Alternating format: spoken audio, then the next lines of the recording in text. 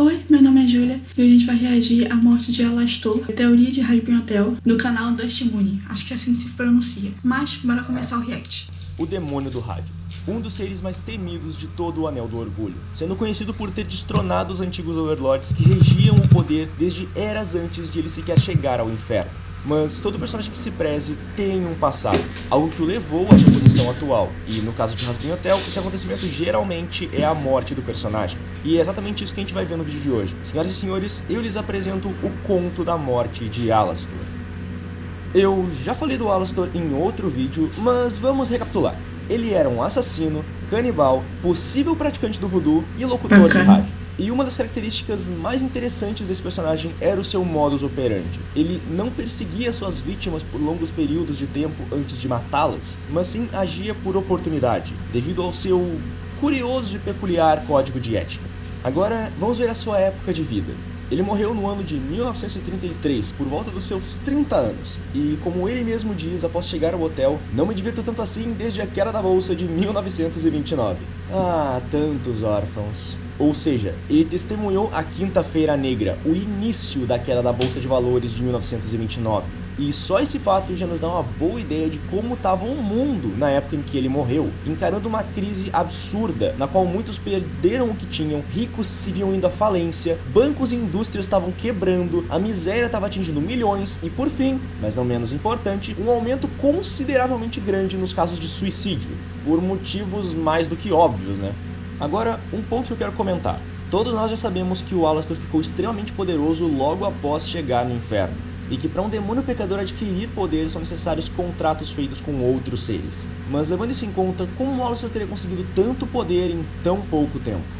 Bom, já sabemos que ele era um locutor de rádio em vida, e que isso poderia ter dado a ele uma certa fama. Mas também é provável que ele pregasse alguma religião pela rádio. E, como geralmente acontecia nesses casos, ele se reunia em algum Você imagina o Alastor pregando alguma coisa? Porque eu não. lugar com os seus seguidores.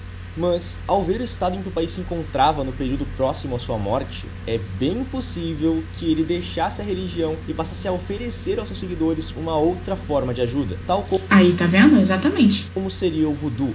Até porque, se no universo de Hasbin Hotel e Helluva Boss existe o céu, o inferno e a magia, nada impede que vários outros mitos e culturas, tais como seria o próprio voodoo, sejam reais e possam ser utilizados pelos humanos mesmo que em vida. E que tais seguidores passassem a seguir alguns dos hábitos do próprio Alastor, como seria o canibalismo. E algo que poderia indicar isso É pouca coisa, né? Realmente. seria o fato de que, enquanto ele parece ser temido em todo o Anel do Orgulho, há um pequeno local nesse anel no qual ele é bastante popular.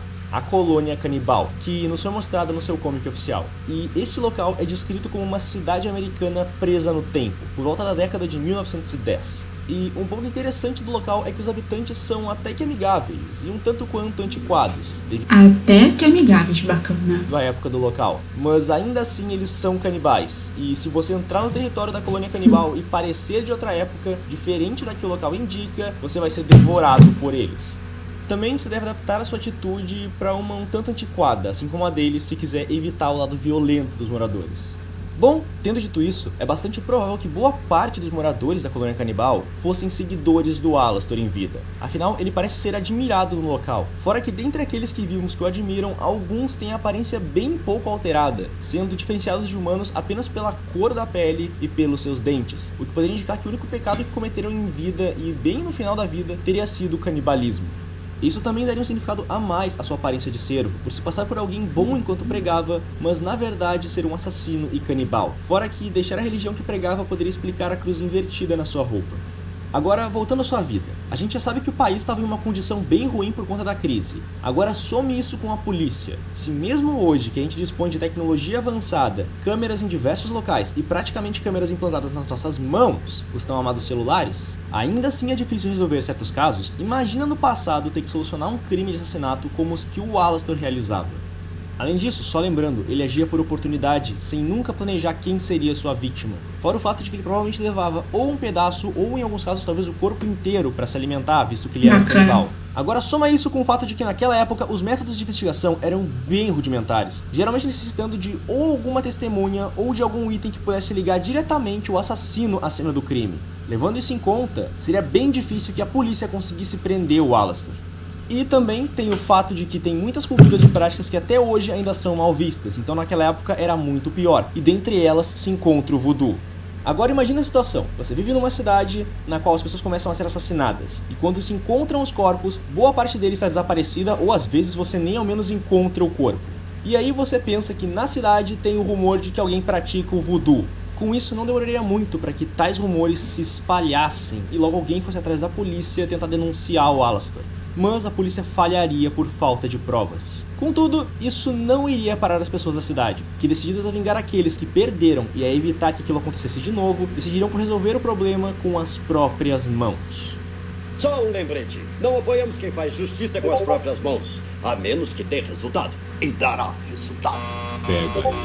E nisso, teve início uma caçada ao tão conhecido locutor de rádio, muito possivelmente se utilizando de cães de caça para persegui-lo, fazendo com que ele se sentisse como um cervo ao ser caçado em seus últimos momentos. E quando ele finalmente foi pego pelos cães e pelos moradores da cidade, eles finalmente tiveram a sua vingança, tendo assim posto um fim ao assassino que assombrava a sua cidade, mas também dando origem a um dos pecadores mais temidos de todo o Anel do Orgulho.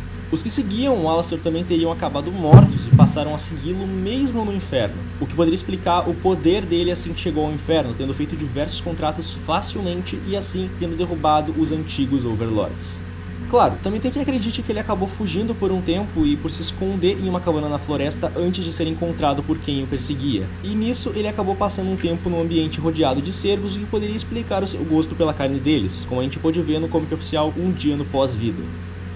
O Alastor ter sido um tipo de pregador religioso faz parte de uma teoria apresentada pelo canal Brilho Ré, e eu decidi pegar a teoria e usá-la para complementar uma das mais aceitas por todo o fandom referente à morte do Alastor. E antes que alguém pergunte, sim, ainda vou fazer mais vídeos focados no Alastor, porque esse personagem tem muito mistério por trás e tem muitas teorias sobre ele para trazer pro canal. Mas é isso, né, gente? Por hoje é só. Então, já sabem, né? Eu sou o Dust, e até a próxima caçada.